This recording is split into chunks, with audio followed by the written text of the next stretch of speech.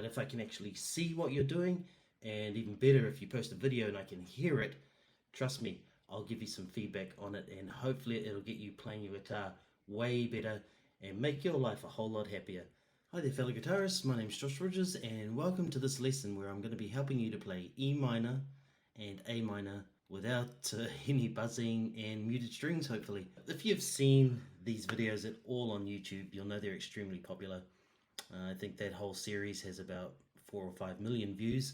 The most common requests I get from people that have watched them is, how do I stop my strings buzzing, which is this. That could be one of the worst sounds you could possibly get on a guitar.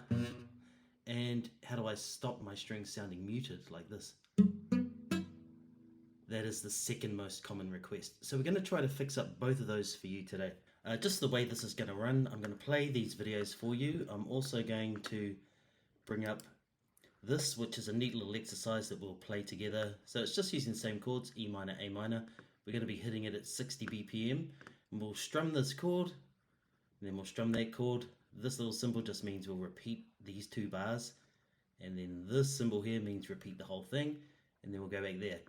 And then we'll come down to this one, and then we just strum every 2 beats. This is strumming every 4 beats. This is every 2 beats. And then finally we'll come down here and we strum every single beat.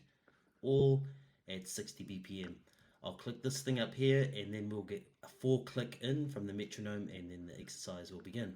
Lastly, I'd love it if you really came over and checked out the school community that I have. It's pretty new at the moment, but it's got some amazing stuff in there. As you can see, some people are already contributing and I'm helping them out. They can post videos of their playing and I can have a look and critique it and say, oh, you know, you need to move your finger over here, or, you know, try adjusting your wrist or move your thumb, something like that. There's some pretty cool stuff in there. So we've got our community, we've got updates, so you see stuff that I'm doing over there, some fun stuff, wins, like this member here, he posted this couple of pictures of him playing and I helped him get through that, so it's pretty amazing. But anyway, let's get back to the actual playing of these chords and the reason why you're here, which is to stop the buzzing. So if we do an E minor chord, it should sound like this. Every note is clear.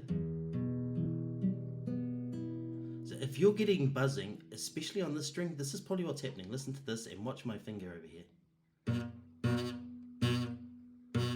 Okay, the problem with that is it's out of position. See, it's too close to this fret. We need to bring it closer to the 2nd fret. Listen to this. Sounds nice. Same amount of pressure. There, that barely happens, and then nice. So that's what we want. Now this 3rd finger, it could have the same issue. That, so we do the same thing. You might notice though that because this finger's here, this one is back a little bit. We can't get it right there. There's just not enough room. So it has to sit back a bit. That means you're going to need to put a little more pressure on than you might have had to do if you were able to put it there. Okay, nice. Now the second thing that usually happens in the E minor chord is this. So the G string sounds like that. Now I'm going to do a close-up here on my main cam, and hopefully that'll give you an idea so you can see a little bit better. Okay, here we go. So as you can see, my finger's approaching from the front, not from underneath. If it comes from underneath, you can already see what's happening there. If I play the G, that's nice and clear, but as I do this, it becomes muted. So the idea is to push forward like this, and our finger should come from the front. And then we're going to have a nice chord. But if I'm sort of tucked under like that, those sound good. And sometimes even this one doesn't come through. So remember, push forward. Let's just have a look at the thumb now. I'm going to change cams again. So the thumb position. I usually have my thumb around the back like this. So watch what happens. You can see if my thumb's around the back, my fingers are kind of coming from the front. But if I start to do this, see how my fingers popping over the top? A lot of guitarists do that. I'm not necessarily against it because I do it myself sometimes for certain things. But In the early days, if you're doing that, just watch what it's done to my fingers. See how it's dragging them down? It's comfortable, don't get me wrong, that feels real comfortable, that's why so many people do it, but it does have the adverse effect of dragging your fingers down and making that G string harder to get to. So my recommendation is to try to keep your thumb about there. Now let's go to the A minor chord. Something you may not have noticed is that the A minor chord is almost the same shape, so we just move that there, and then this finger goes on to the C. So I treat these two fingers as if they're one. So I just move them together like that, like they're glued together. That makes the shift a lot easier. And this finger, I try to get it sort of ready to do this C early. So instead of having it sticking out like this, no, I try to get it there like this. So watch my transition.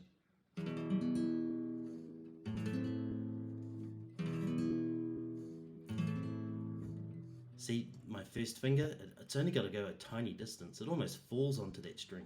Whereas if I had it sticking out like that, I've got to bring it all the way down like this and get it to there, and I might miss. It's a long distance to travel, it takes longer, there's a higher chance of missing, it uses more energy. So try to keep your fingers close. That's called preparation. It means you're preparing your finger in a position before it's actually needed there. That can help a lot. I should note as well that during that shift, my thumb doesn't move at all. I know it'll be a little bit hard for you to see, but just keep an eye on my thumb at the back there as I'm doing this.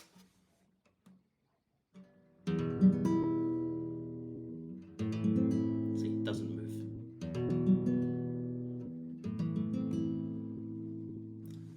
A lot of beginner guitarists, they tend to move their thumb around all the time, and it's absolutely unnecessary. Let's try now doing this exercise. There, we're going to start. Listen for the 4 count coming in from the metronome, and then we're into it.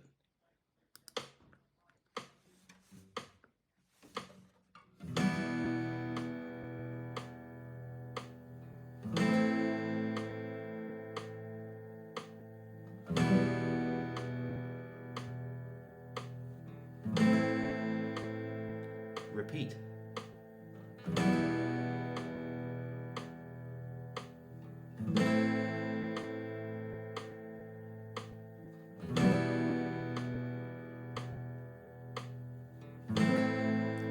Now every 2 beats. 1, 2, 3, 4. 1, 2, 3, 4. 1, 2, 3, 4. 1, 2, 3, 4. Repeat. 1, 2, 3, 4. 1, 2, 3, 4. 1, 2, 3, 4. 1, 2, 3. Every beat. 1, 2, 3, 4. 1, 2, 3, 4. 1, 2, 3, 4. 1, 2, 3. Repeat. 1, 2, 3, 4. 1, 2, 3, 4. 1, 2, 3. Awesome, awesome. I hope that worked for you. Just remember, if you're having any struggles or whatever, come across and join the school community. You know, I've got to say, it'll be one of the best things that you do. Just come along here, join everybody else, have some fun, and get some real feedback from me. Like, you can actually put your videos and pictures there, and I can help you. Just coming to YouTube and leaving a comment, I can only help so much. But if I can actually see what you're doing, and even better if you post a video and I can hear it, trust me, I'll give you some feedback on it, and hopefully it'll get you playing your guitar way better and make your life a whole lot happier. So make sure you just head and click the link that's in this description, and I'll see you there.